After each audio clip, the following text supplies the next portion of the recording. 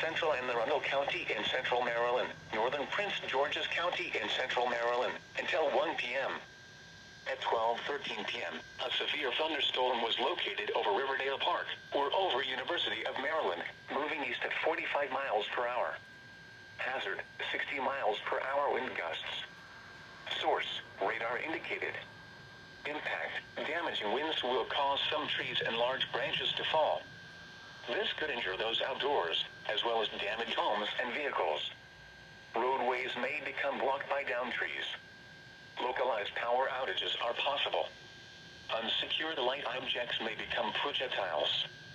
Locations impacted include Bowie, Annapolis, College Park, Crofton, Greenbelt, Langley Park, Beltsville, Largo, Bladensburg, Mayo, Shadyside, Deal, Naval Academy, Severn River, South River, University of Maryland, FedEx Field, Road River, Severna Park, and Odotown. For your protection, move to an interior room on the lowest floor of a building.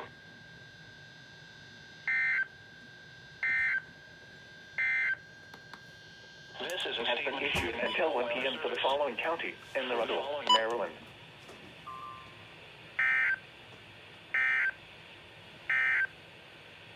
The following is a